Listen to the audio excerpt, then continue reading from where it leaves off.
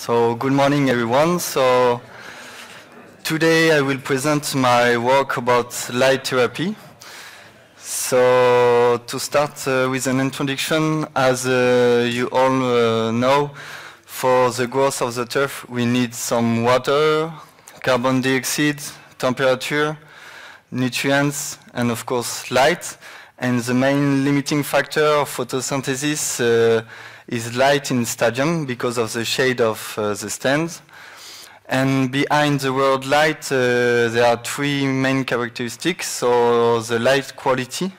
The light quality corresponds of the wavelength of light reaching the turf. And as you may know, the turf and the plant use the wavelengths between 400 nanometers and 700 nanometers, and it's called pair band. We have also the light quantity. So the light quantity is the amount of light reaching the turf, and it's measured in ppfd, and it's in micromole per square meter per second. And you can also measure this for 24 hours, and it's called DLI, daily light integral. And you have also the light duration, and these three make an optimal light environment for the turf. And in stadium, artificial lighting is mainly used to limiting the shading effect of the stand, and also to accelerate turf growth between two games. For today, the most of stadium in France and in Europe use HPS lighting. It's high pressure sodium lighting. And this lighting can provide a good light for the turf and also heat source for the turf growing. But this HPS lighting is very energy intensive and not sustainable. So that's why now we can use the light emitting diode lighting, so LED lighting, with less energy consumption, so it's more sustainable. So in my study, I wanted to answer three questions. Does artificial light improve turf quality, density, and wear tolerance of cool season grass species in shaded conditions? Does LED lighting provide the best turf quality, density, and wear tolerance compared to HPS lighting? And the last one is, does artificial light have different effects between grass species in shaded conditions? So to do that, we make an experiment in France with a split plot design with 2 factor and 2 replication. The factor 1 was 8 cultivars from 4 cool season grass species, so 4 cultivars from perennial ryegrass, 2 of tall fescue, 1 of rough meadow grasses, and 1 of Kentucky bluegrass. And the factor 2 was 3 lighting conditions.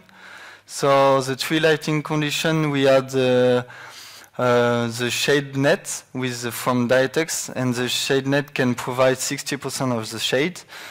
And we measure an average DLI about 7.1 under this shade net from November to the end of March in average.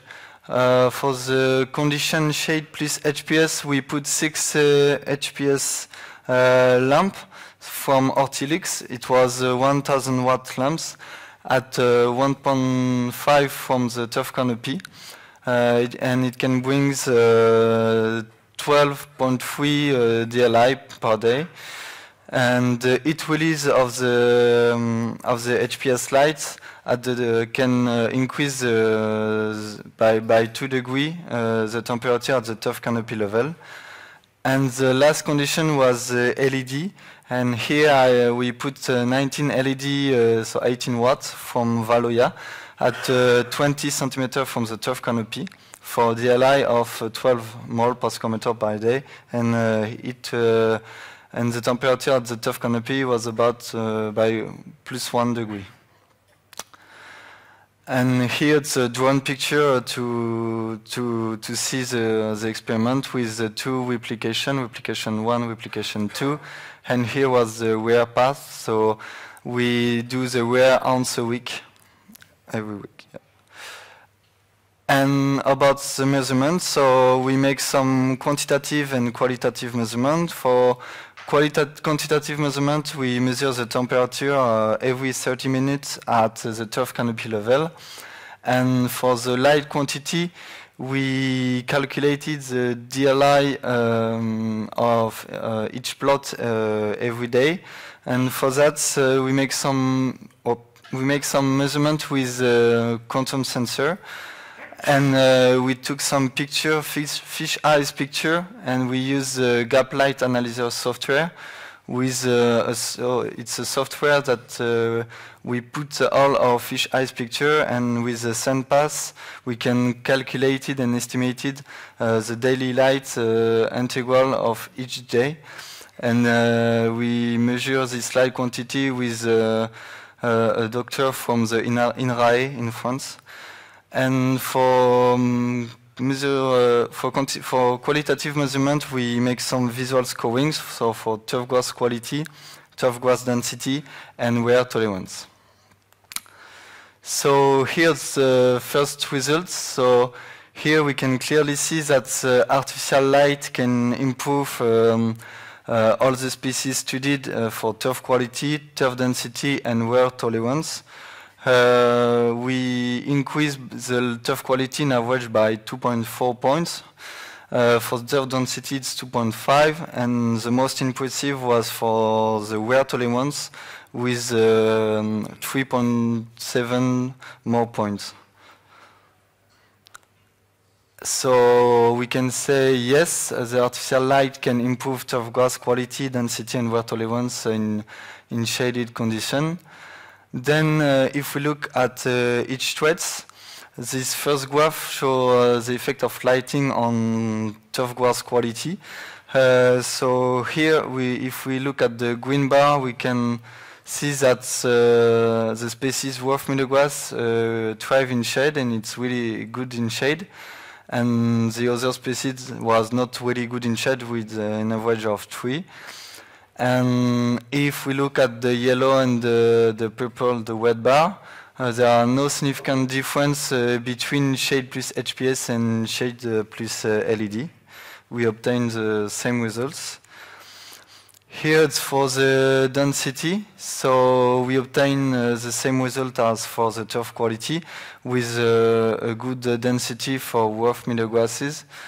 And here still we have no significant difference between HPS and LED lighting.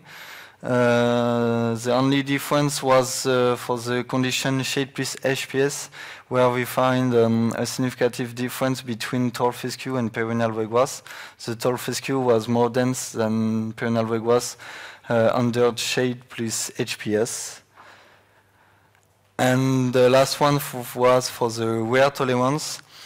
And here we can see that so all the score under shade was really bad, around 2, 2.5, 2.6.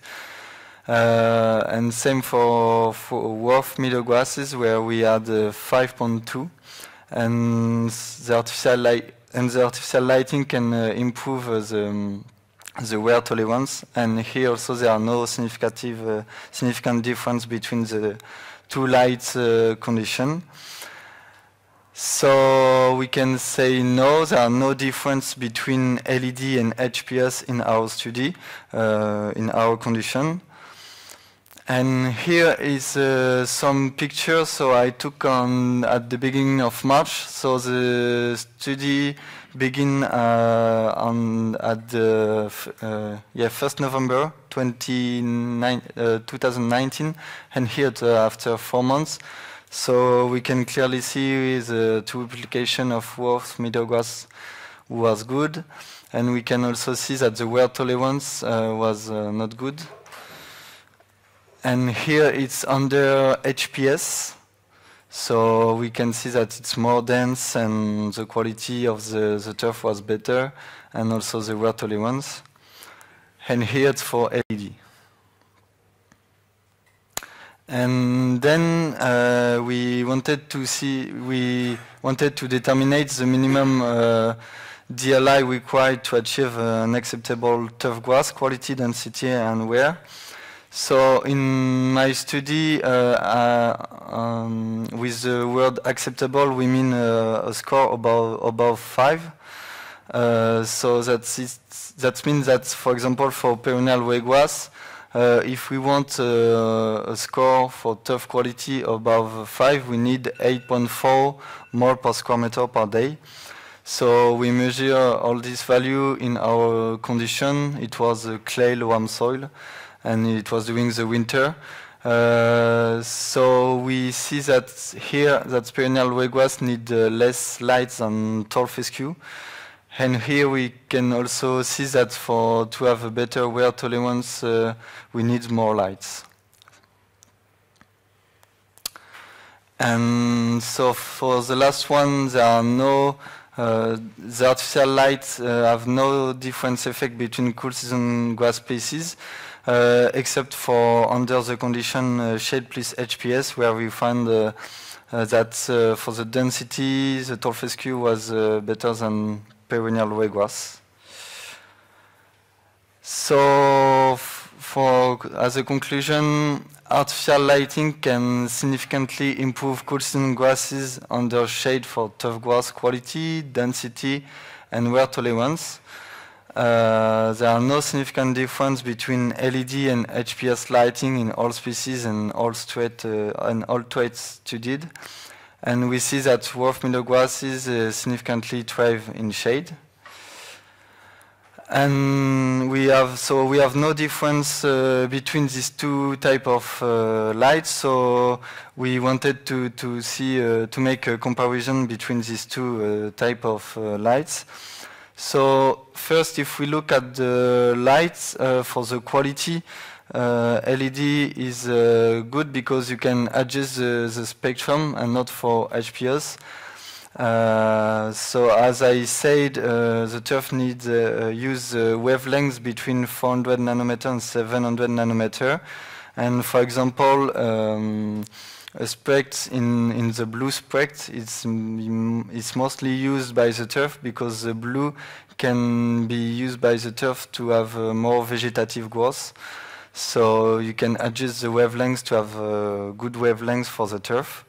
About the light quantity, for HPS we have a higher output intensity and a low input for LED, so that's why the light duration needs to be higher for LEDs than HPS.